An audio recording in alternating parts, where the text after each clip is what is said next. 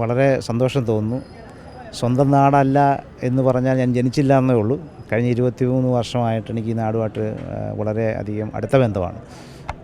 എൻ്റെ ഭാര്യയും അവരുടെ കുടുംബവും അവരുടെ അമ്മ വീട്ടുകാരും ഈ നാട്ടുകാർ തന്നെയാണ്. അപ്പോൾ അവരുമായിട്ടും എനിക്ക് വളരെ അടുത്ത ബന്ധമാണ്. എല്ലാ പ്രാവശ്യവും വർഷത്തിൽ 2 പ്രാവശ്യമെങ്കിലും ഞാനിവിടെ വരാറുണ്ട്. വരുമ്പോഴെല്ലാം ഇവിടെ എത്താറുണ്ട്. ഇവിടെ കുടുംബാംഗങ്ങളും അവരുടെ മറ്റു വീട്ടുകാരും നാട്ടുകാരും ഒക്കെ കാണാറുണ്ട്. നല്ല ബന്ധമാണ് എനിക്ക് നാടുമായിട്ടുള്ളത്. അതിലെനിക്ക് ഒരുപാട് സന്തോഷമുണ്ട് ഇന്ന് ഈ പള്ളി അങ്കണത്തിൽ വെച്ച് ഈ പരിപാടി നടത്തിയതിൽ. ഒരുപാട് പേര് പഠിക്കാനും ജോലിക്കൊക്കെ ആയിട്ട് വിദേശത്തേക്ക്, പ്രത്യേകിച്ച് UK ആളുകൾ ഒരുപാട് വരുന്ന ഒരു കാലഘട്ടമാണ്. അങ്ങനെയുള്ള ആളുകൾക്ക് വേണ്ടിയിട്ട് അവിടുത്തെ ഒരു MP എന്ന നിലയിൽ എന്തെങ്കിലും ചെയ്യാനായിട്ട് സാധിക്കുമോ? ആദ്യമേ തന്നെ നമ്മൾ ആളുകളെ ബോധവൽക്കരിക്കുക. അവരെന്ത് ജോലിക്കാണ്, എന്ത് വിസയിലാണ് ആ നാട്ടിലേക്ക് വരുന്നതെന്ന് ഉള്ള ഒരു ബോധവൽക്കരണം അത്യാവശ്യമാണ്. പലരും ഈ അടുത്ത കാലത്ത് കണ്ടുപോടുന്നത് ഒരുപാട് ഏജൻസികൾ തെറ്റായ വിവരങ്ങൾ നൽകി അവർക്ക് ആളുകളെ കൊണ്ടുപോവുകയും അവിടെ ചെന്ന് കഴിയുമ്പോൾ ബുദ്ധിമുട്ടുന്നൊരവസ്ഥ കാണാറുണ്ട്. അപ്പോൾ അതൊരു പ്രധാന ഇഷ്യൂ ആക്കി ഏറ്റെടുത്ത് അതിനൊരു ബോധവൽക്കരണം നടത്താം. ഞാൻ ഈ കഴിഞ്ഞ ദിവസങ്ങളിലെല്ലാം സംസാരിക്കുന്നവരോടെല്ലാം ആ കാര്യങ്ങൾ ഞാൻ സംസാരിക്കാറുണ്ടായിരുന്നു. എങ്ങനെയും പുറത്തു പോകണം എന്നൊരു ആഗ്രഹത്തിൽ ഒരുപാട് പേര് ഇതിൽ പെട്ടുപോകുന്നുണ്ട്. പക്ഷേ ബാക്കിയുള്ള അതിൻ്റെ നേരായ റൂട്ടിൽ കൂടി അവിടുത്തെ സർക്കാർ അവർക്ക് ആവശ്യമുള്ള ആളുകളെയാണ് റിക്രൂട്ട് ചെയ്യുന്നത്.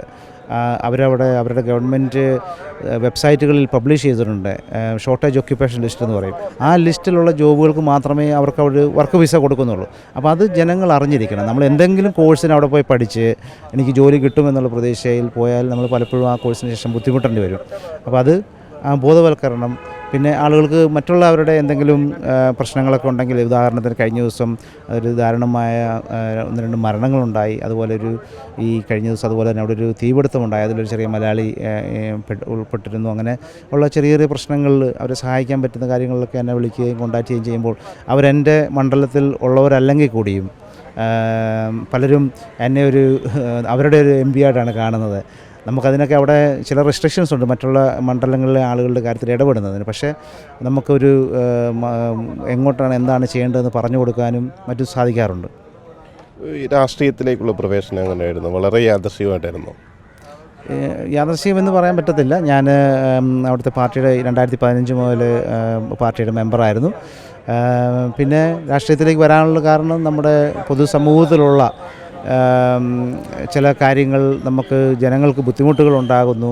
അവരുടെ ആ ബുദ്ധിമുട്ടുകൾക്കൊരു മാറ്റം വരുത്തുവാൻ നമുക്ക് തീരുമാനമെടുക്കുന്ന ലോ മേക്ക് ചെയ്യുന്ന സ്ഥലത്ത് എത്തിപ്പെടേണ്ട ആവശ്യകതയെക്കുറിച്ചും നമ്മുടെ വൈഡർ കമ്മ്യൂണിറ്റിയിൽ നിന്ന് അങ്ങനെ റെപ്രസെൻറ്റേഷൻ ഇല്ലാത്തത് പരിഹരിക്കുക എന്നുള്ളൊരു ഉദ്ദേശത്തോടുകൂടിയാണ് ഞാൻ രാഷ്ട്രീയത്തിലേക്ക് ഇറങ്ങിയത്.